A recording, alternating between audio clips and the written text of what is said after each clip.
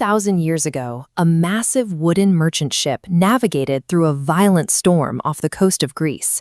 The hull breached, and the vessel dragged a fortune in bronze statues and luxury goods down into the dark mud of the Mediterranean. Fast forward to the year 1900. A crew of Greek sponge divers was exploring the seafloor when they stumbled across the wreckage. They hauled up the statues, the coins, and the jewelry. But among the treasure was a heavy, corroded block of green rock and rusted bronze.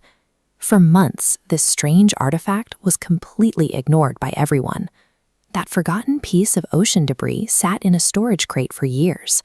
But inside its corroded layers are interlocking gears that belong in the 15th century, not the 1st century BC. Eventually, the artifact ended up at the National Archaeological Museum of Athens. As the centuries-old mud dried out, the rock cracked open. Inside, archaeologists found precisely cut, interlocking metal gears with sharp, triangular teeth embedded in the corrosion. Historically, complex mechanical gearworks like this trace back to 15th century European astronomical clocks. This ornate precision technology requires centuries of metallurgical trial and error. Finding these gears in ancient Greece challenges our timeline of human engineering, proving that the Greeks had mastered mechanics long before the rest of the world caught up. Early 20th century scientists assumed it was a simple astrolabe used for navigation, but the sheer number of gears and their specific mathematical ratios didn't make sense for a basic compass.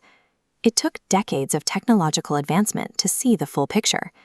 In the 1950s and 70s, researchers used X-ray imaging to look past the stone and map the hidden layers of bronze. The real breakthrough came when researchers Michael Wright and Alan Bromley applied modern 3D tomography. Tomography is an imaging technique that uses penetrating waves to create detailed, cross-sectional slices of a solid object. Using this, they mapped hundreds of microscopic internal components. The partnership fractured when Bromley took the 3D data to claim sole credit for decoding the device. He spent years trying to solve the mechanism alone. Realizing he couldn't do it, he returned the data to Wright from his deathbed. Their combined mapping revealed a system of 30 precisely calibrated bronze gears. This was a mechanical calculator, a programmable device designed to simulate the movement of the stars. This animation on the left shows how modern digital computers process information using binary code, endless rows of ones and zeros. But as you can see on the right, the Greek device was an analog computer, meaning it used physical motion and continuous mechanics to solve math problems. To operate it, a user simply turned a small hand crank attached to the side of a wooden box about the size of a shoebox. Turning that master crank set off a mechanical cascade. One gear drove another, which drove another, with each distinct gear ratio executing a specific mathematical calculation. Looking at this minimalist diagram, we can see exactly what the machine was calculating. The central dial represents Earth. Spinning rings track precise positions of the Sun, Moon, and known planets. Because gear ratios perfectly matched astronomical cycles, turning the crank predicted exact times of future solar and lunar eclipses. Wealthy elites likely used this portable device to calculate horoscopes and map the cosmos on demand, carrying the sum total of ancient astronomical knowledge in one hand. The engineering is flawless, but there is a massive scientific twist hidden inside the math. The machine is calculating a completely incorrect view of the universe. Ancient Greeks believed in the geocentric model. This is an astronomical theory which incorrectly places a stationary Earth at the absolute center of the universe, with the Sun and planets revolving around it. This diagram shows the visual problem the geocentric model creates. When we watch other planets from Earth, they occasionally seem to slow down and loop backward in the sky. Astronomers call this illusion retrograde motion. To make their incorrect Earth-centered math match the backward loops they saw in the sky, the ancient engineers had to invent Epicycles.